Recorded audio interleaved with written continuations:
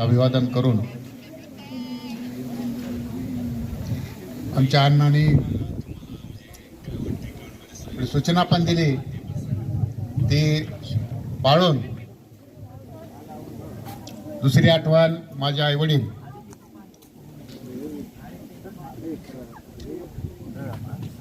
बनेश्वर शिक्षण संस्थेचे नंतरचे सचिव अंकुदादा काळदाते यांची आठवण करून आजच्या माझ्या सेवापूर्ती सोहळ्यासाठी उपस्थित असलेले प्रमुख पाहुणे, या गावच्या प्रथम नागरिक रुक्मिणीताई पारेख, दुसरे आमचे कार्यक्रमाचे प्रमुख पाहुणे आमचेच विद्यार्थी नेहमी आमच्यात असतात, हनुमानजी राठोड आमच्यासाठी ते हनुमंत आहे, लोक समाजासाठी ते आरडी आहेत. या सगळ्या आत्ता जे जे माझं कौतुक झालं आणि मला ज्यांच्या वतीनं संधी मिळाली असे आजच्या कार्यक्रमाचे अध्यक्ष आणि बनेश्वर शिक्षण संस्थेचे सचिव सन्माननीय नरेंद्रजी काळे सर, दोन्ही शाळेचे मुख्याध्यापक श्रीमान मल्लोडे सर, काकडे सर, खरं तर मुलींना पुन्हा एकदा जाता जाता सूचना आहे मुलींना, लहान मुली संपदा जाधव थोडं शांत बस, आम्ही समजून घेऊ, वेळ झालेला आहे, खूप वेळ आपण बसलेला आहात. मला काळजी निसर्गापेक्षा माझ्या विद्यार्थ्याची नक्की आहे, तुमची आम्ही काळजी नक्की घेऊ, कारण खूप वेळ तुम्ही बसलेले आहात.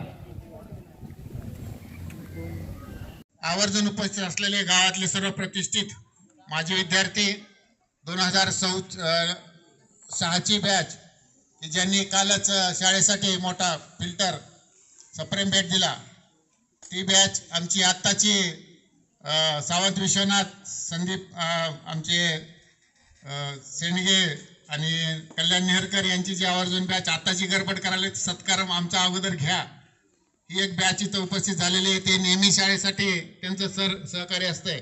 असे माझी बहीण मीनाताई, भाची स्वाती, परिवार, माझे सासू सासरे, आमची साडू कंपनी, त्यांचा परिवार, जुळलेली मनी, आत्ताचा जो धिंगाणा करून गेलेला ग्रुप आहे तो माझा 10वी शाळेतला ग्रुप आहे, शाळेतले लहानपणाचे मित्र होते ते, तो ग्रुप दयावान ग्रुप इथं उपस्थित झालेला आहे.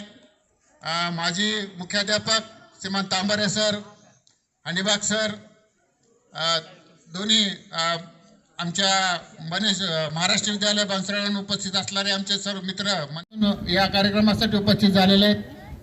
अनिकेत भैया यांचं पण आता आगमन होत आहे. कार्यक्रम आता थोडा अजून परत लांबतो काय असं वाटतंय. सगळ्यात महत्त्वाची सूचना आमच्या माणिक सरांनी जी दिली ती नक्की मी पाळून मी आपल्याशी थोडंसं माझं मनोगत मी थोडंसं मला बी म्हणजे भावनिक तर केलेलं आहे विद्यार्थिनींनी, पण मला काय बोलावं हे पण सुचत नाही. पण विद्यार्थी मित्रांनो, 1993 ऑगस्ट महिना आणि मी या शाळेत रुजू झालो, BEd केलं होतं. टाचन कसं लिहायचं हे तट सरांनी मला लगेच सांगून टाकलं पहिल्या दिवशी, सर तट सर ती टाचन मला लिहायचं आता कसं लिहून. सरांनी मार्गदर्शन केलं. सांगायचं एक की इथं जॉईन झाल्या हा डोलारा उभा करण्यामध्ये आमच्या इथले फाउंडर मेंबरचा खूप मोठा वाटा आहे, की जे दादांच्या नेहमी संपर्कात असायचे. नावं घेऊ मी इच्छितो, सन्माननीय गोरे मुकुंद आबा, त्या गावचे ते आबा होते. हे विशेष मला नाव त्यांचा उल्लेख करावा लागतो. अनिकेत भैया यांचं आगमन झालेलं आहे, त्याबद्दल त्यांचे पण धन्यवाद मानतो. आणि यानंतर इथले फाउंडर जे आहेत हे सगळं उभा करण्यामध्ये त्यांचा मोठा वाटा होता. आणि मी त्यांच्या भोवताली राहायचं. आणि पाटळे सर जे होते ते पाटळे सर नेहमी म्हणायचे, अरे ते बघा पोरग आपल्यासोबत कसं राहतंय, कसं शिकतंय, कशा नव्या नव्या गोष्टी माहिती करून घेत आहे. म्हणजे मला प्रशासनाच्या गोष्टी सहित मला 93-94 पासून माहीत झाल्या आणि त्यांच्या भोवतीच राहायचं. इतके त्यागी व्यक्तिमत्व शाळेसाठी मी कुठे पाहिलेलं नाही. असे श्रीमान गोरे सर, गायकवाड सर, अंगदराव जितट नाव घ्यावंच लागतं. या परिसराला त्यांची जाणीव माहिती आहे. यांच्यामुळं मी घडत गेलो आणि एक 26 वर्षाचं वय होतं. एक पोर हडगी ज्याला आपण म्हणतो तसा मी होतो. पोर मला त्यावेळेसचे 93-94ची जी बॅच होती, आमचे कुंडलिक यादव वगैरे आहेत, ते त्यावेळेस मला म्हणजे वेगळ्याच नावानं उच्चार करायचे. म्हणजे त्यांना वाटतच नव्हतं की हे शिक्षक आहेत, ते भांगाची स्टाईल आडवी आणि एक नवीन पोरग कोण आलंय की असं त्यांना वाटायचं. आणि तसं होतं वातावरण, कारण वय आमचं कमी होतं, कसलीच जाण नव्हती. पण ही जी माती आहे ही अनेक महापुरुषांच्या पावन स्पर्शानं पवित्र झालेली आहे. त्यावेळेस हा सगळ्या भावटांची पूर्ण हिस्ट्री सांगितली होती. मग 93ला इथे जॉईन झालो. एक सांगा वाटतं, मी माझ्या विद्यार्थ्यांना मी नेहमी सांगतो की आमचा हा भौगोलिक परिसर जो आहे भावटाणा परिसर आमच्या दादांना सुद्धा मान्य असायचा.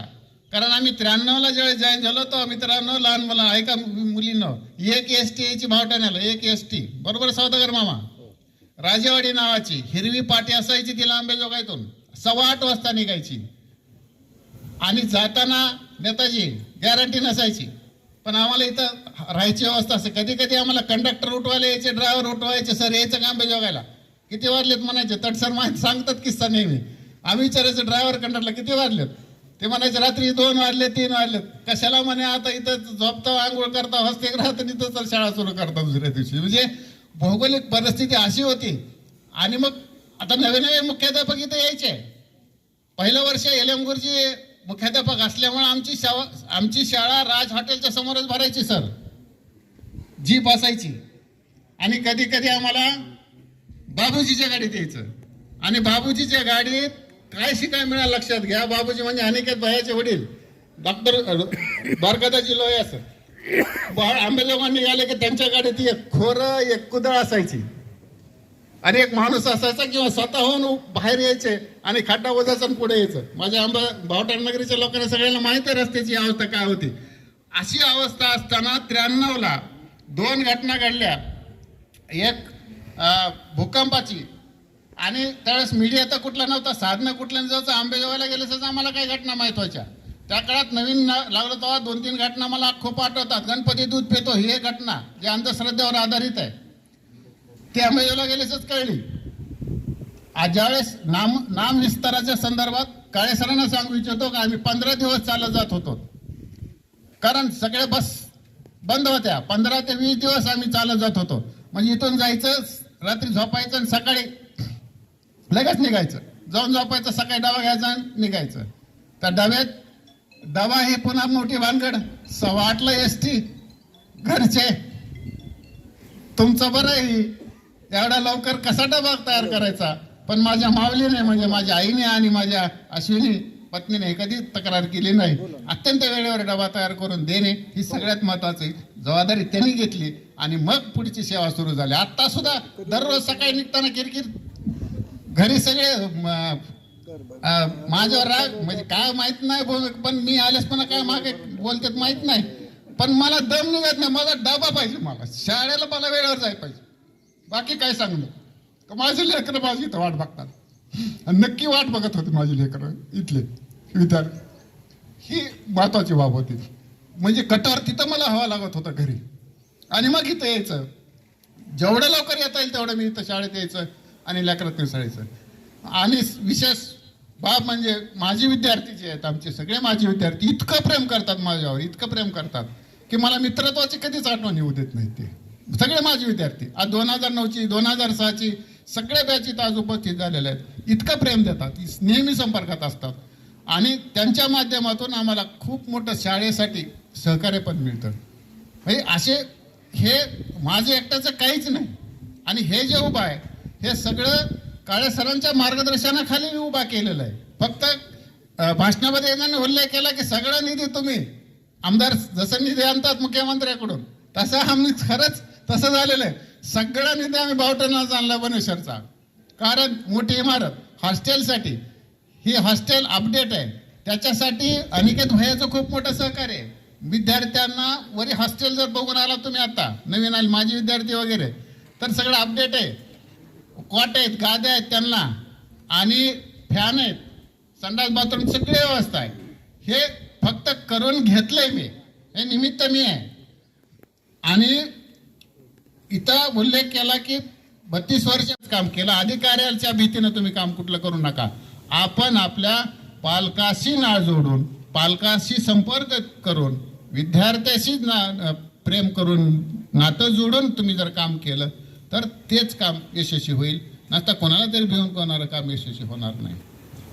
यादव सरासारखं माझं झालंय. ठरवलं होतं वेगळं, बोलतोय वेगळं. कारण विद्यार्थिनीने आम्हाला कोणाला केलं की आमच्या हातात इंग्रजी दिलं, 5वीचं गणित दिलं, शिकवा म्हणले. मी म्हणलं शिकवत नाही, कशाला म्हणायचं. पुन्हा दुसरे हेडमास्तर बदलून आले, म्हणले तुमची मेथड कोणती? म्हणले मग तांबारे सर म्हणले हिंदी आहे. म्हणले तुमको हिंदी पढाव. म्हणलं पढाव तो पढाव, हिंदी पढाव. पुन्हा मध्ये दुसरे बदलून आले, अरे म्हणले तुला व्याकरण नाही चांगलं येत आहे. आमचे साक्षीदार हे आहेत माझे विद्यार्थी आलेले बॅच. इथला वर्गाचा या कोपऱ्याचा वर्ग 8वीचा. लय दिवस मला 8वीचा वर्ग शिक्षक केलं. म्हणले आता तुम्ही मराठी हो. म्हणलं मराठी तर मराठी. मुकुंद वर येथून बदलून गेले. डॉक्टर साहेब इतिहास भूगोल ओस पडलं म्हणजे इतिहास भूगोल विषयच नाही. मोलदोडे सरला माहित आहे. मग मला आता काय करायचं? म्हणले 9वी 10वीचा इतिहास भूगोल शिकवा. त्याचा इतिहास भूगोल, त्याचा इतिहास भूगोल. आणि काळे सरांचं एक स्वप्न होतं की मुख्याध्यापक वर्गावर गेला पाहिजे, आणि ते मी अगोदरच त्यांचं पूर्ण केलेलं आहे. मी वर्गावर आत्ता सुद्धा म्हणजे आज सुद्धा काल सुद्धा वर्गावर जाऊनच त्यांचं चालू विषय शिकवतो. मी माझं कौतुक करत नाही, पण इथं असणाऱ्या मुख्याध्यापकांना मी सांगतो की यश आपलं मुख्याध्यापकाचं यश तिथं आहे की आपण विद्यार्थ्याशी आटायचं. कधीच बसलो नाही खुर्चीवर, कधीच बसलो नाही. आल्यापासून फिर फिरायचं. विद्यार्थ्यांनी सांगितलं इकडे फिर, तिकडे फिर, तिकडे फिर. प्रकृती मी माझी त्याची चांगली, त्याच्यामुळे राहिली. प्रकृतीचा गमा कोणीतरी विचारलं मला, योग आला म्हणून सांगतो. अनिकेत भैया ते बी नेहमी माझं कौतुक करतो. प्रकृतीचं मृदगंध साहित्य संमेलन जे झालं इथं यांच्या माध्यमातून, आणि आम्ही जे मृदगंध साहित्य पावसाळ्यातच ऑगस्ट महिन्यातच पण सक्सेसच केलं.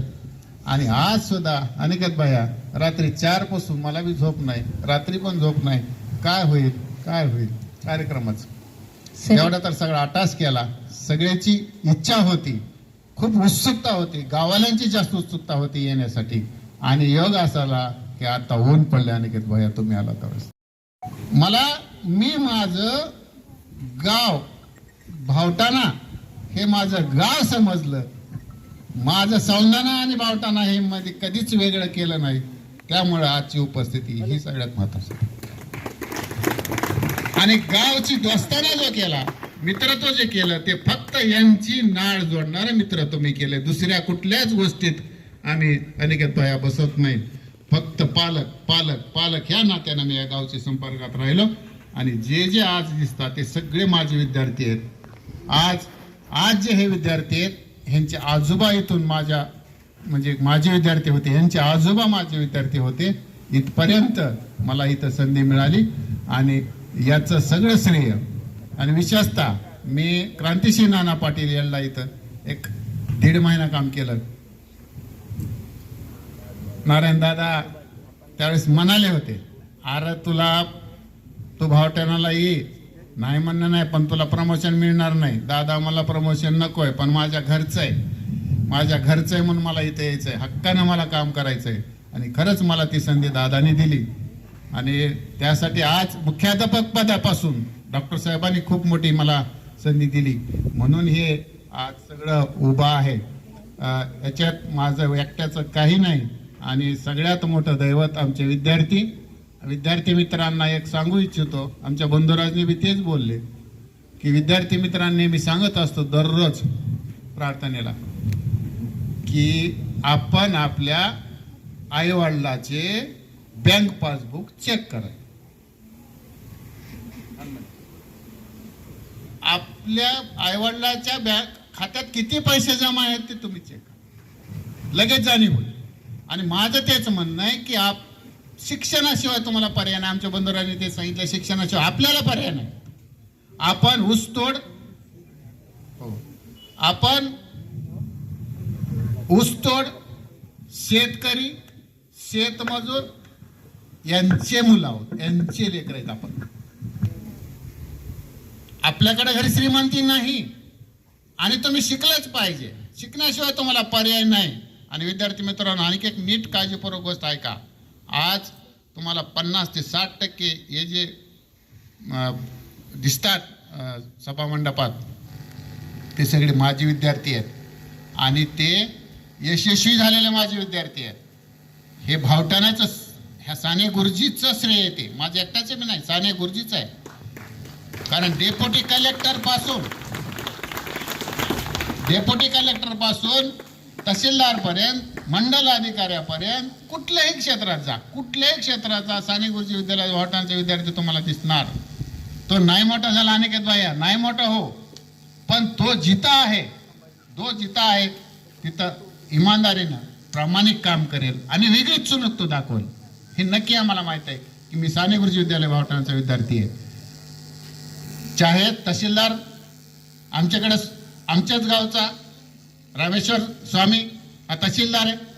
आमच्या पवार वस्ती एवढंच छोटं गाव आहे यांचं, आमच्या आरडीचं गाव, तिथं डेप्युटी कलेक्टर पर्यंत, परत पुन्हा कृषी अधिकारी म्हणून रिटायर झाले ते आमचे विद्यार्थी. ते इथं आलेले होते माझ्या मेळाव्याला 2018ला. आम्ही माजी विद्यार्थी मेळावा घेतला होता. दुसरे एक मंदोडे सर, माझं स्वप्न राहिलं आपण पूर्ण कधीही करू शकतो. मला एक मी आहे तोपर्यंत सर आपल्याला एक मेळावा घ्यायचा होता, माजी विद्यार्थी मेळावा. 2018चा मेळावा डॉक्टर साहेबांनी पाहिला होता की सगळे विद्यार्थी आपले इथं उपस्थित होते, माजी विद्यार्थी उपस्थित होते. त्यांनी वेगळ्या गोष्टी शाळेसाठी ते देऊन गेले. त्याच्यापैकी बॅच इथं जे आपल्याला हे दिलेलं आहे प्रोजेक्टर, त्याची बॅच इथं आज उपस्थित आहे. आज कालच फिल्टर बसलं, ते सुद्धा विद्यार्थ्याच्या, माजी विद्यार्थ्याच्या माध्यमातूनच बसलं. आणि ही खरी महत्वाची गोष्ट, शाळेविषयी जी त्यांचं प्रेम आहे, शाळेविषयी त्यांना जी जाण आहे ती महत्वाची.